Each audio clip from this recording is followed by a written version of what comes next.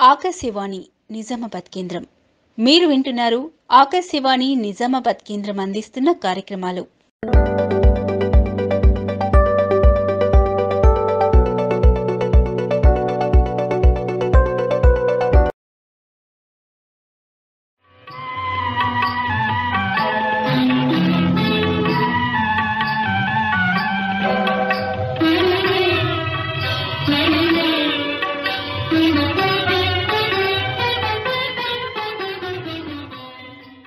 శ్రోతలకు నమస్కారం.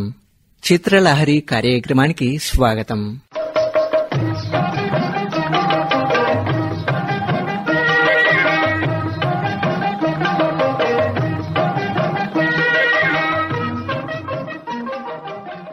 ఈ వారం చిత్రలహరి కార్యక్రమంలో అలరించబోతున్న చిత్రం భక్త ప్రహ్లాద.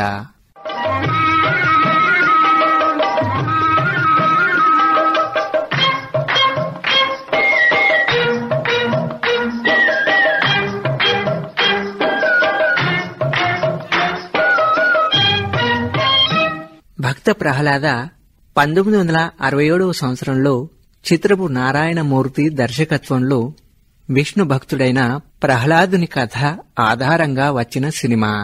ఈ చిత్రాన్ని ఏవిఎం ప్రొడక్షన్స్ పతాకంపై ఏవి మెయ్యప్పన్ నిర్మించాడు. ఈ చిత్రానికి రచన డివి నరసరాజు, సంగీతం సాలూరి రాజేశ్వరరావు. ఈ చిత్రానికి మునుపు 1931, 1942 సంవత్సరాల్లో కూడా ఇదే పేరుతో తెలుగు సినిమాలు వచ్చాయి.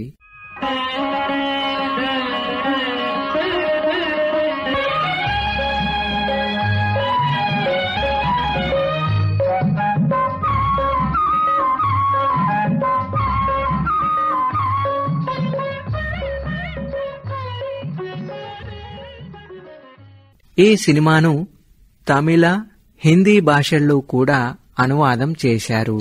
అంతకుముందు దాకా కేవలం సాంఘిక చిత్రాలకే పరిమితమైన డివి నరసరాజు రచించిన తొలి పౌరాణిక చిత్రం ఇది. 1942 సంవత్సరంలో వచ్చిన భక్త ప్రహ్లాద చిత్రానికి కూడా చిత్రపు నారాయణమూర్తి దర్శకత్వం వహించాడు.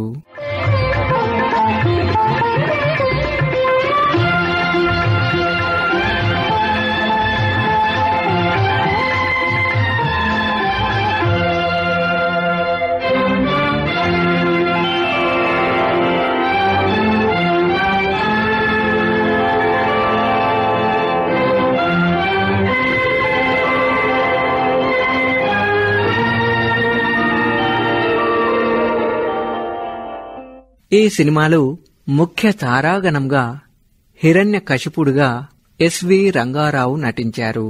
ఈ చిత్రంతోనే రోజారమణి వెండి తెరకు పరిచయమైంది. ప్రహ్లాదుడిగా రోజారమణి బాల నటిగా నటించారు.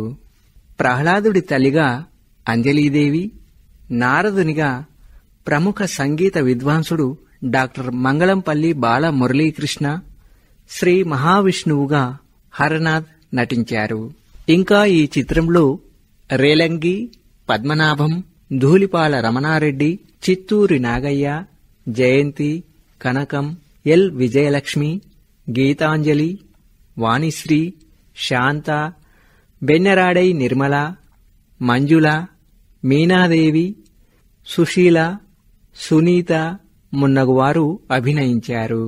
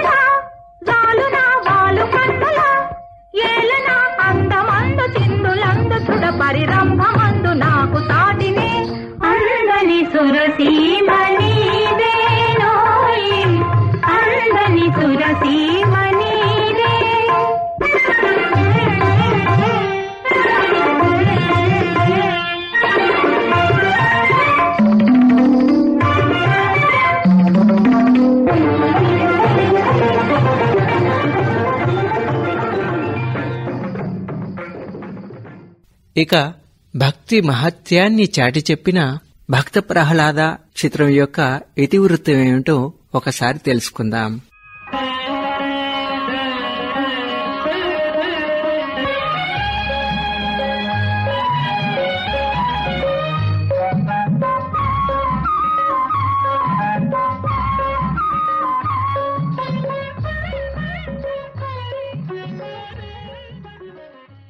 వైకుంఠ వాకిలి వద్ద కావలి ఉండే జయ విజయులు తపోధనులైన సనకనందులను లోనికి వెళ్లనీయక అడ్డుకొని అపహాస్యం చేయటంతో వారు కోపించి రాక్షసులు అవమని శపిస్తారు. విష్ణువును శరణు వేడిన జయ విజయులకు శ్రీహరి 2 ప్రత్యామ్నాయాలు చెబుతాడు. 7 జన్మల పాటు ఆయన భక్తులుగా ఉంటారా, లేక 3 జన్మల పాటు విరోధులుగా ఉంటారా అని అడుగుతాడు. వారు 7 జన్మలు విష్ణువుకు దూరంగా ఉండలేమని, 3 జన్మలు ఆయనకు విరోధులుగా పుట్టి ఆయన చేతిలోనే మరణించి తిరిగి వైకుంఠం చేరేలా శాప విమోచనం పొందుతారు. వారి మొదటి జన్మలో హిరణ్యాక్ష, హిరణ్యకశిపులుగా దితిగర్భాన జన్మిస్తారు. హిరణ్యాక్షుడు శ్రీహరి చేతిలో వరాహ రూపం ద్వారా మరణించినట్లు తెలుసుకున్న హిరణ్యకశిపుడు శ్రీహరిని మట్టుపెట్టాలి అంటే కొన్ని శక్తులు కావాలి అని బ్రహ్మ కోసమై ఘోర తపస్సు చేసి తనకు పగలు కాని రాత్రి కాని బయట కాని లోపల కాని మనిషి వలన కాని జంతువుల వలన కాని ఏ ఆయుధము వలన కాని మరణం లేకుండా వరాన్ని పొందుతాడు.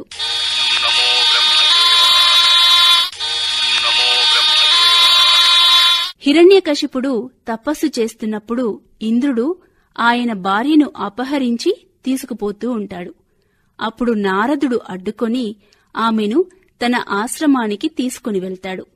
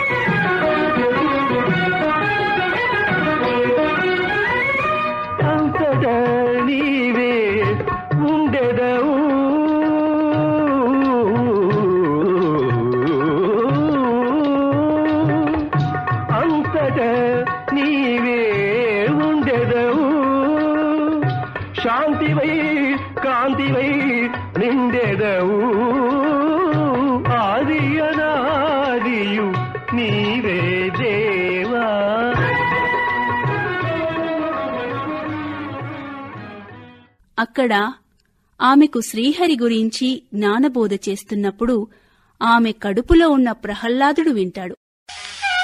లీలావతి, అమ్మా లీలావతి, ఏమిటమ్మా దీర్ఘాలోచన?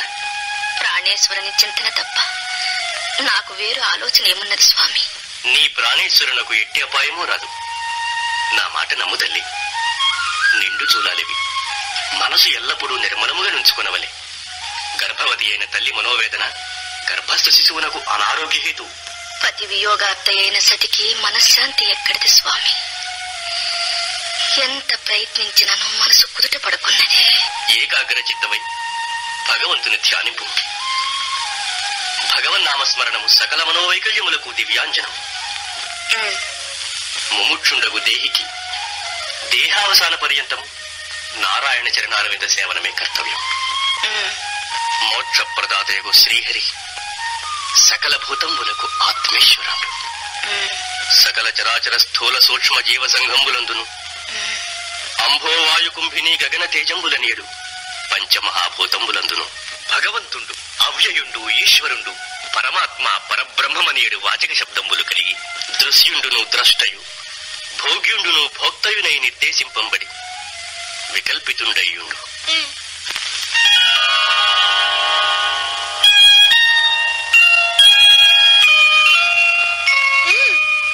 సర్వభూతములందును దయాసుహృద్భావములు కర్తవ్యములు. దయగలిగిన అధోక్షజుడు సంతసించు. హరి సంతసించిన అలభ్యం వెద్దీనూ లేదు. నిమిషభంగుర ప్రాణులైన మర్చులకు మమతాస్పదంబులకు చెంచలములైన మిత్ర కళత్ర పశు భృత్య బల బంధు రాజ్యకోశమణి మందిర మంత్రి మాతంగమహీ ప్రముఖ విభవంబులు నిరర్థకంబులు. యాగ ప్రముఖ పుణ్యలబ్ధంబులైన స్వర్గాది భోగంబులు పుణ్యానుభవక్షీణంబులు. కర్మములు కోరక చేయవలేను, కోరి చేసిన దుఃఖమును ప్రాప్తించును. పురుషుండు దేహంబు కొరకు భోగంబులనపేక్షించు. దేహంబు నిత్యంబు కాదు, తోడరాదు. మృతుండైన వాని దేహంబును శునకములు భక్షించు. ధ్యానలభ్యంబు మోక్షం. మోక్షప్రదాత శ్రీహరి నారాయణుడే భగవంతుడు. ఓం నారాయణాయ నమః. ఓం నారాయణాయ నమః. నమో బ్రహ్మదేవాయ. ఓం నమో బ్రహ్మదేవాయ. తపస్సు ముగించి వచ్చిన హిరణ్యకశిపుడు తన భార్యను నారద ముని ఆశ్రమం నుండి తీసుకువెళ్లి సమస్త లోకాలను జయించి దేవతలను బానిసలుగా చేసుకుంటాడు. ప్రహ్లాదుడు పెరుగుతూ హరిభక్తిని కూడా పెంచుకుంటాడు. తండ్రికేమో అది ఇష్టముండదు. హరి మనకు శత్రువు, అతడిని ద్వేషించాలి అని చెబుతాడు. అయినా హరినామస్మరణ చేస్తూ తన తోటివారిని కూడా హరిభక్తులుగా మార్చుతూ ఉంటాడు ప్రహ్లాదుడు. ఓం నమో నారాయణాయ. ఓం నమో నారాయణాయ. ఓం నమో నారాయణాయ. ఓం నమో నారాయణాయ. ఓం నమో నారాయణాయ.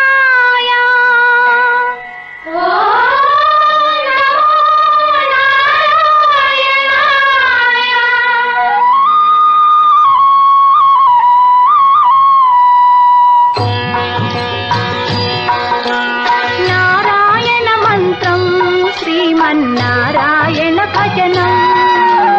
నారాయణ మంత్రం శ్రీమన్నారాయణ భజనం.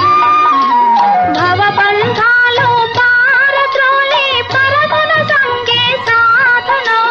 నారాయణ మంత్రం శ్రీమన్నారాయణ భజనం. నారాయణ మంత్రం శ్రీమన్నారాయణ భజనం. గాలిని బంధించి హఠించి గాతిల పని లేదు. గాలిని బంధించి హఠించి గాతిల పని లేదు. జీవుల హింసించే క్రతువుల చేయక పని లేదు. మాధవ మధుసూదన అని మనసున కలసిన చాలుగా.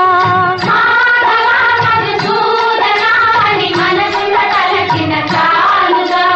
నారాయణ మంత్రం శ్రీమన్నారాయణ భజనం.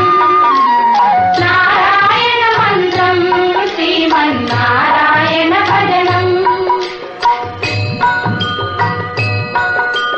తల్లియు తండ్రియు నారాయణుడే, గురువు చదువు నారాయణుడే, యోగము యాగము నారాయణుడే, ముక్తియు దాతయు నారాయణుడే. భవబంధాలు పారద్రోలి పరగుణ సంగే సాధనం. నారాయణ మంత్రం శ్రీమన్నారాయణ భజనం. నారాయణ మంత్రం శ్రీమన్నారాయణ భజనం. నాథ హరే శ్రీనాథ హరే, నాథ హరే జగన్నాథ హరే. నాథ హరే శ్రీనాథ హరే,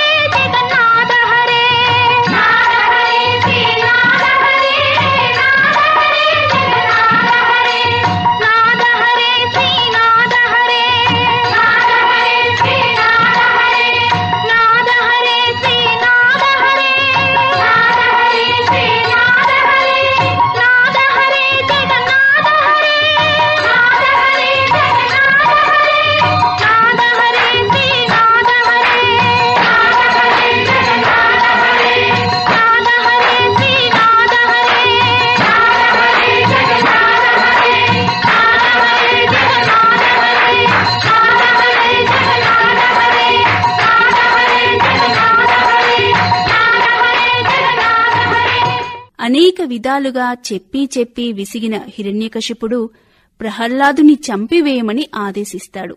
ప్రహ్లాదుని చంపుటకు తీసుకుపోయిన వారు అతడిని అనేక విధాలుగా చంపుటకు ప్రయత్నించినను ప్రహ్లాదుడు హరిప్రభావము వలన చనిపోడు.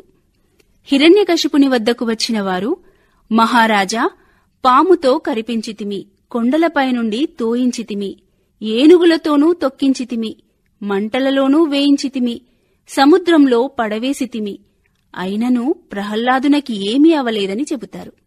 హిరణ్యకశిపుడు తన చేతులతో స్వయంగా విషాన్ని తాగించినను ప్రహ్లాదుడు చనిపోక తనను అనుక్షణం ఆ శ్రీహరి రక్షిస్తూ ఉంటాడు అని చెబుతాడు. నిన్ను రక్షించిన శ్రీహరి ఎక్కడున్నాడని అడిగిన తండ్రితో, సర్వాంతర్యామి అయిన ఆ శ్రీహరి ఎక్కడైనా అంతటా తానై ఉంటాడని అంటాడు ప్రహ్లాదుడు. కలడాకాశంబునన్ కుంభినిన్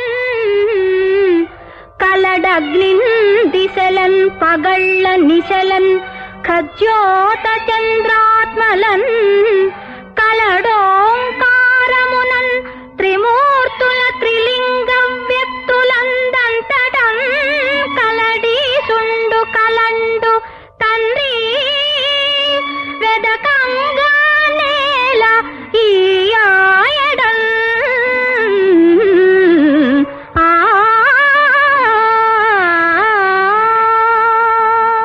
అయితే ఈ స్తంభంలో ఉంటాడా, నీ హరిని చూపించు అని ఆ స్తంభాన్ని బద్దలు కొడతాడు హిరణ్యకశిపుడు. స్తంభము నుండి నృసింహావతారమున వెలువడిన శ్రీ మహావిష్ణువు సంధ్యా సమయమున ఇంటా బయటా కాని గడపపై మానవ శరీరము జంతువు కాని రూపములో ఆయుధము లేకుండా తన వాడి అయిన గోళ్లతో హిరణ్యకశిపుని సంహరించటంతో ఈ చిత్రకథ ముగుస్తుంది. నమో భక్తపాల నమో నారసింహ నమో భక్తపాల విధాతానులే వెరగు చెందు నీ ఉగ్రరూపము ఉపశమింపుమా విధాతానులే వెరగు చెందు నీ ఉగ్రరూపము ఉపశమింపుమా ప్రియోపాలకు ప్రియంబైన నీ ప్రసన్నాకృతి ప్రసాదింపుమా నమో నారసింహ నమో భక్తపాల నమో నారసింహ నమో భక్తపాల నమో నారసింహ నమో భక్తపాల. ఇక ఈ చిత్ర నిర్మాణ విశేషాలు కూడా ఒక్కసారి తెలుసుకుందాం. 1950వ దశకంలో వదిన, సంఘం లాంటి సాంఘిక చిత్రాలు నిర్మించి ఆర్థికంగా నష్టపోయిన ఏవిఎం ప్రొడక్షన్స్ అధినేత ఏవి మెయ్యప్పన్ కొన్ని సంవత్సరాల పాటు తెలుగు సినిమాలు నిర్మించలేదు. ఈ చిత్రంతో ఆయన తిరిగి తెలుగు, తమిళ భాషల్లో చిత్రాలు నిర్మించడం మొదలుపెట్టారు. తెరపై ఈ చిత్రాన్ని పురాణంగా చెప్పడం కంటే నాటకీయతకు ప్రాధాన్యతను దర్శక నిర్మాతలు ప్రయత్నించారని, అందుకే సముద్రాల కంటే తనకు ప్రాధాన్యతనిచ్చారని ఈ చిత్ర రచయిత డివి నరసరాజు పేర్కొనేవారు. జ్యోతి స్వరూపా నారాయణ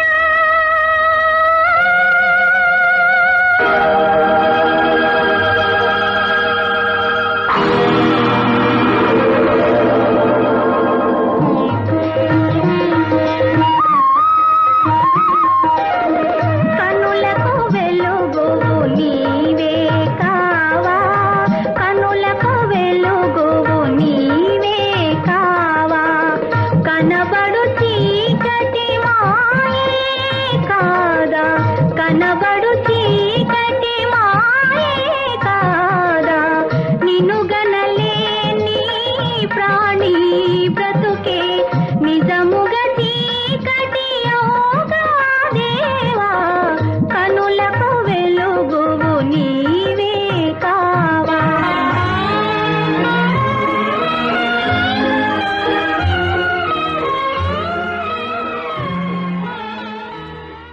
ఈ చిత్రానికి సాలూరి రాజేశ్వరరావు సంగీత దర్శకత్వం వహించాడు. సముద్రాల, దాశరథి, కొసరాజు, ఆరుద్ర, పాలగుమ్మి పద్మరాజు, సముద్రాల జూనియర్ పాటలు రాశారు. Mangalampalli Balamuralikrishna, Madhavapeddi Satyam, Pithapuram Nageswararao, P. Susheela, S. Janaki, S. Rajyalakshmi, LR Eswari పాటలు పాడారు. సిరి సిరి లాలి సిరి సిరి లాలి చిన్నారి లాలి నోముల పంటకు నూరేళ్ల లాలి ఊగుమా ఊయలా. సిరి సిరి లాలి చిన్నారి లాలి నోముల పంటకు నూరేళ్ల లాలి ఊగుమా.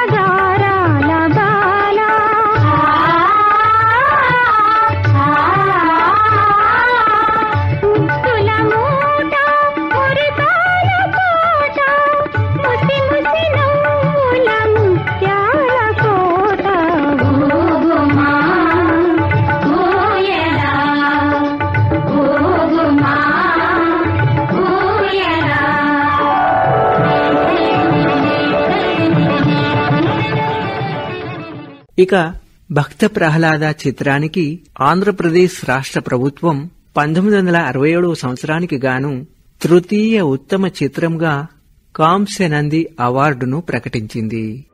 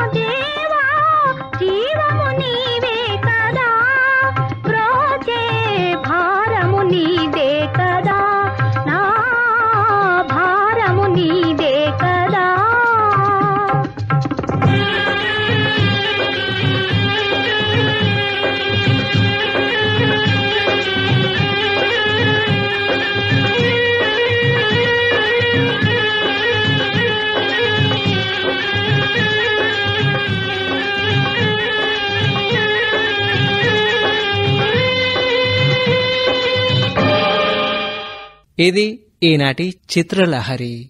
వచ్చే వారం మరో అపురూప చిత్రంతో చిత్రలహరి కార్యక్రమం అలరిస్తుంది.